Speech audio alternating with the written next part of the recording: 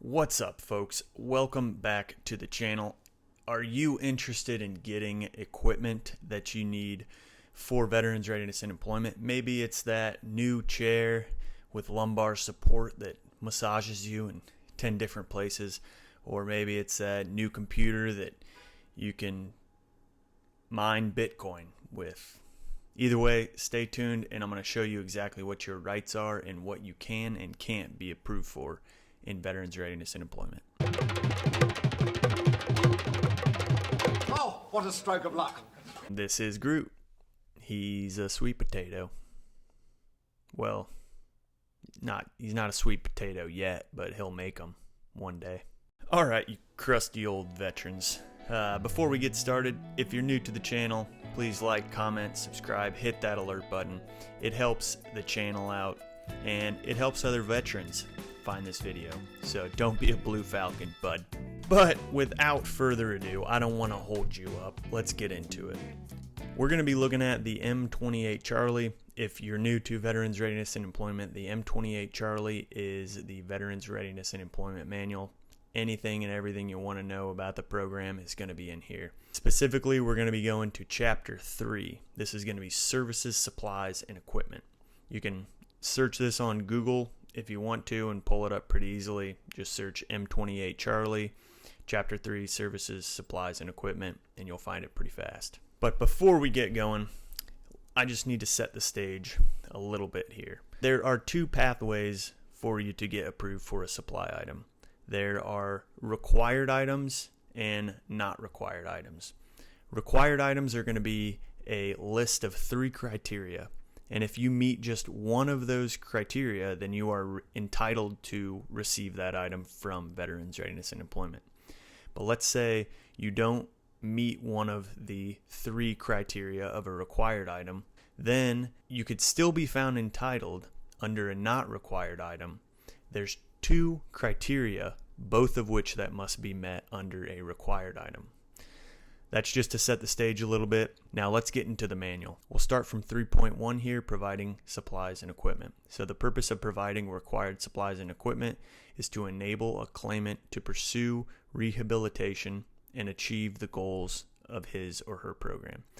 Whatever equipment or supplies you need, it has to help you achieve your rehabilitation goal or your plan.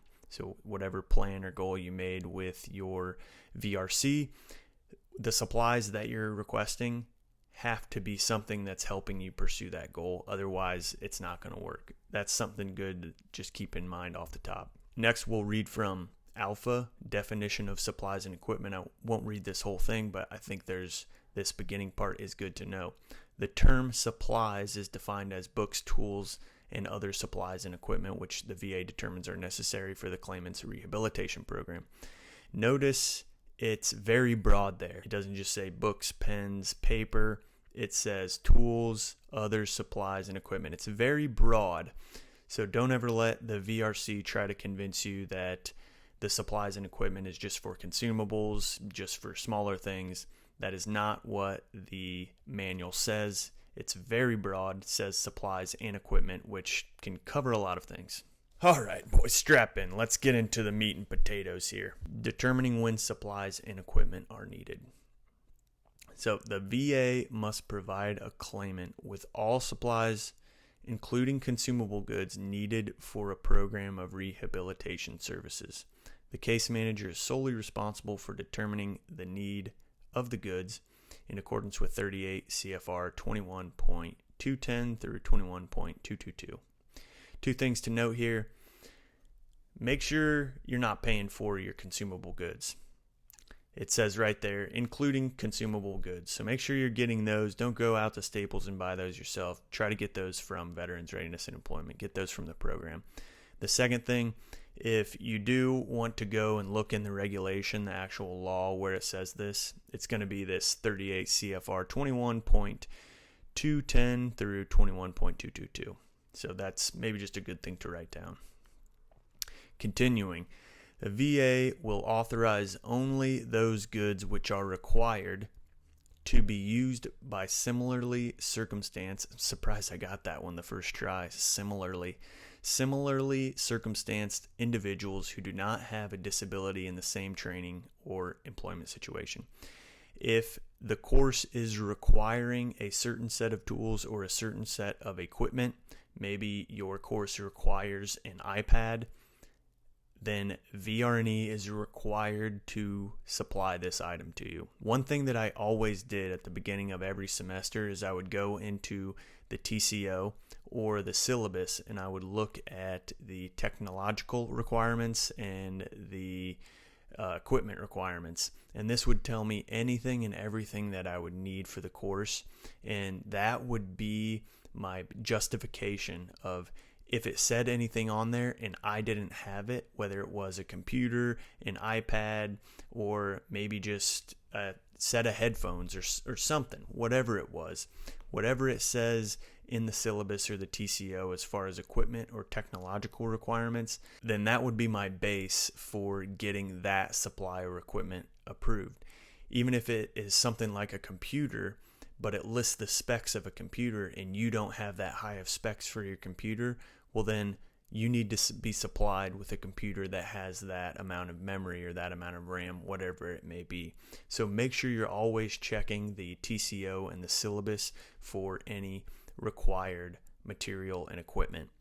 If it isn't explicitly listed in the TCO, but it is essentially required by the course, then you're going to need to go and talk to your professor, and you're going to need to ask them for some sort of letter that says, yes, I do require XYZ item for this course, and you need to give that to your VRC. Continuing on, criteria number 2. The VA will authorize only those goods which are required to mitigate or compensate for the effects of the claimant's disability while he or she is being evaluated, trained, or assisted in gaining employment.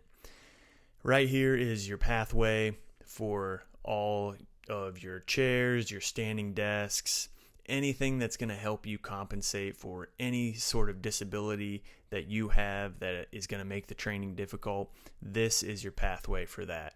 If you have a bad back and you need a chair with, extra lumbar support or 10 different other things, or maybe you need a standing desk, that would be better for you.